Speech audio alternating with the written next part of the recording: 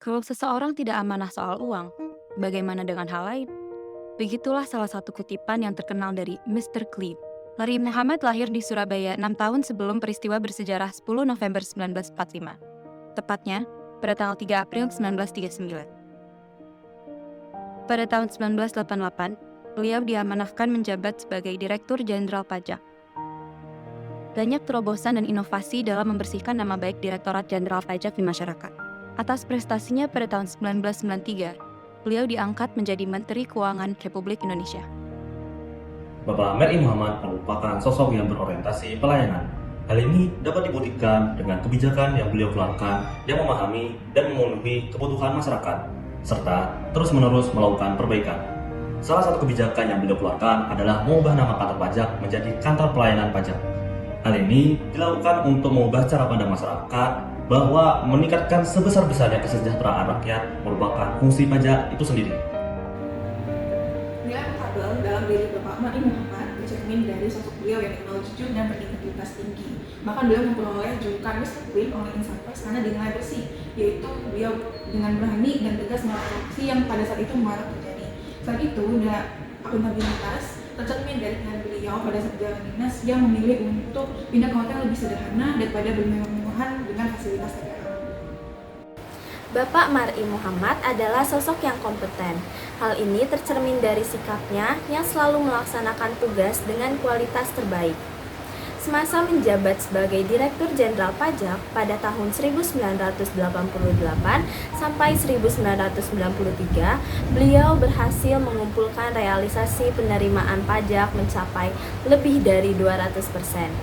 Kemudian, pada tahun 1995, beliau mendapatkan penghargaan Finance Minister of the Year oleh majalah terkemuka Asia Money. Salah satu aktualisasi nilai harmonis adalah mengutamakan keadilan dan bersikap netral, memiliki sikap toleran terhadap perbedaan, serta tidak diskriminatif dan mengayomi kepentingan kelompok minoritas. Bapak Mari Muhammad adalah seorang yang tidak pandang bulu. Saat ia menjabat sebagai Direktur Jenderal Pajak, ia pernah melakukan bersih-bersih di lingkungan Kementerian Keuangan. Ia tak segan-segan memberikan sanksi dan hukuman disiplin bagi 1.615 pegawainya yang terbukti bersalah menggunakan wewenangnya. Beliau juga pernah datang langsung ke kediaman Presiden Soeharto untuk mengukur luas tanah demi kepentingan pajak bumi dan bangunan. Bagi beliau, siapapun baik pengusaha maupun penguasa tidak lepas dari kewajiban menyetorkan pajak kepada negara. Bapak Meri Muhammad merupakan sosok yang dapat dikatakan sangat loyal terhadap NKRI. Hal ini dapat dilihat dari sikap idealisnya yang mendukung terciptanya sistem pemerintahan yang bersih dari korupsi. Selama beliau menjabat, beliau selalu berjuang dengan sangat keras untuk memberantas korupsi yang marak terjadi di lingkungan pemerintahan. Sampai-sampai beliau dijuluki Mr. Clean. Hal ini menunjukkan dedikasi beliau yang sangat tinggi untuk memberantas korupsi di Indonesia, untuk Indonesia yang bersih dari korupsi. Bapak Mati menduduki jabatan Menteri Keuangan pada saat kondisi perekonomian Indonesia sedang memburuk. Namun, meskipun diharapkan pada kondisi tersebut, beliau menunjukkan nilai adaptifnya dengan menetapkan kebijakan kredit yang hati-hati dan mempertahankan prinsip anggaran yang berimbang. Kepiawannya ini sangat diapresiasi hingga memperoleh julukan Finance Minister of the Year pada tahun 1995 dan Indonesia pernah menjadi pelopor di bidang perekonomian pada tahun 1997. Dan yang terakhir, Bapak Mari Muhammad memiliki nilai berakhlak kolaboratif yang tercermin dari sikapnya yang selalu berusaha membangun kerjasama yang sinergis.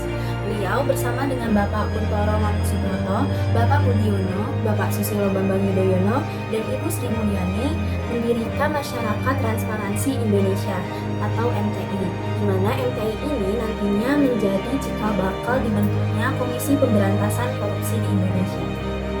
Mari Muhammad merupakan sosok yang istimewa dalam sejarah Indonesia. Di tengah-tengah tantangan dan rintangan yang dihadapi bangsa Indonesia saat ini, kiranya sikap-sikap yang dilakoninya dapat menjadi teladan bagi seluruh bangsa, terutama kita PNS Abdi Bangsa. Semoga semakin banyak generasi penerus bangsa yang meneruskan jejak serupa, yang berintegritas, memiliki etos kerja tinggi, serta memiliki semangat membangun bangsa demi mewujudkan Indonesia maju. Akhir kata, suatu hari, Mari Muhammad berkata, apabila kita tidak amanah dengan uang, maka dalam hal lainnya pun kita tidak akan amanah.